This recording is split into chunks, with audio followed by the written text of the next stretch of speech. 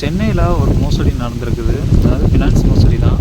4 லட்சம் கடனுக்காக பார்த்தீங்கன்னா, 35,000 ரூபாயை வந்து சுருட்டிய ஒரு பெண் ஆசாமி ஒருவரை பற்றி தான் வந்து இந்த வீடியோவில் டீட்டெயிலாக பார்க்கலாம். இது கண்டிப்பாக இந்த வீடியோ வந்து எல்லாத்துக்குமே வந்து ஷேர் பண்ணுங்கள் முடிஞ்ச வரைக்கும். ஏன்னா இவர் பார்த்தீங்கன்னா ஒரு ஆட்டோ ஓட்டுநர் தான். ஸோ இவருக்கு லோன் கிடைக்கல, அங்கே எங்கேன்ட்டு தேடி அலைஞ்சிருக்கிறாரு இவரோட அம்மாவுடைய மெடிக்கல் செலவுக்காண்டி.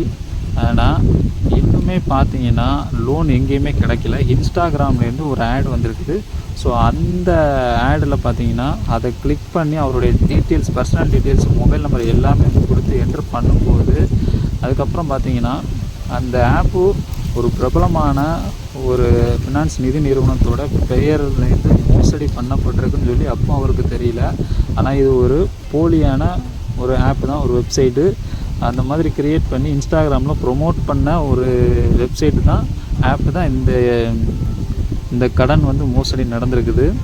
அதுக்கப்புறம் பார்த்திங்கன்னா அந்த ஆப்லேருந்து ஒருத்தர் கால் பண்ணியிருக்கிறாங்க. அந்த மாதிரி கால் பண்ணதுக்கப்புறம் அவங்க வந்து ப்ராசஸிங் ஃபீஸ் 4 லட்ச ரூபா லோனுக்கு வந்து ப்ராசஸிங் ஃபீஸ் 15,000 கேட்டிருக்கிறாங்க. ஸோ அவங்க வந்து அனுப்பிட்டாங்க. ஸோ அதுக்கு அந்த ஆட்டோ ஓட்டுநர் அதுக்கப்புறம் பார்த்திங்கன்னா ஒரு 20,000 கேட்டு டோட்டலாக பார்த்திங்கன்னா 35,000 ரூபாய் வந்து அனுப்பியும் 4 லட்ச ரூபாய் வந்து லோன் வந்து கிடைக்கவே இல்லை. ஒரு நாளுக்கு அப்புறம் வந்து லோன் வந்து சேங்ஷன் ஆகி உங்களுக்கு கிடைச்சிரும், உங்களுடைய அக்கௌண்ட்டுக்கு வந்து கிரெடிட் ஆகிரும் அப்படின்னு சொல்லி சொன்ன லோன் இன்னுமே வந்து கிடைக்கவே இல்லை.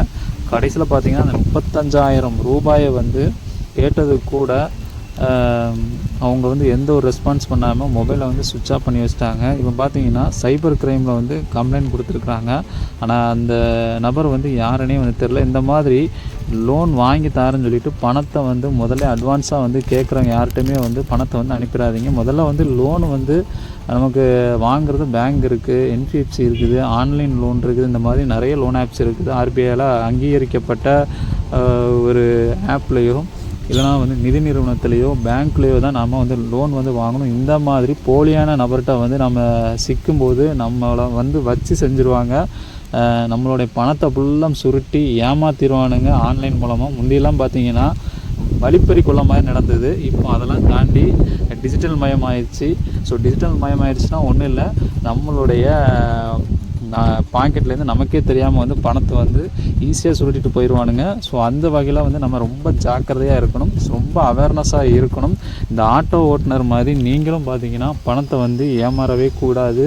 ஸோ அப்படி ஒரு வேளை தப்பி தவறி ஏதோ ஒரு வகையில் ஏமாற்றிங்கன்னா உடனடியாக சைபர் க்ரைமில் வந்து உடனடியாக கம்ப்ளைண்ட் பண்ணிடணும். ஏமாந்த ஒரு நாளில் 2 நாள்லையோ. ஸோ அப்போ தான் முடிஞ்ச வரைக்கும் கொஞ்சமாவது உங்களுடைய அமௌண்ட்டை வந்து ரெக்கவரி பண்ணப்படும். இல்லைனா வந்து ரொம்பவே வந்து கஷ்டம்னா முடிஞ்ச வரைக்கும் நம்ம ஏமாறாமல் இருக்கிறதே நல்லது. இந்த மாதிரி லோன் வாங்கி தரேன்னு சொல்லிட்டு யாரும் வந்து முதல்ல வந்து பணத்தை வந்து கேட்டாங்கன்னா தயவு செய்து இந்த மாதிரி அனுப்பிடாதீங்க. அது 100% பார்த்திங்கன்னா ஒரு ஏமாற்று வேலை தான். ஸோ அதுக்கப்புறம் பார்த்திங்கன்னா நம்ம அந்த பணத்தை திரும்பி ரெக்கவர் பண்ணுறது ரொம்ப வந்து கஷ்டமாக போயிடும். அதனால் முடிஞ்ச வரைக்கும் நம்ம தான் வந்து அவேர்னஸாக இருக்கணும். முடிஞ்ச வரைக்கும் வீடியோவுக்கு எல்லாத்துக்கும் வந்து ஷேர் பண்ணுங்கள்.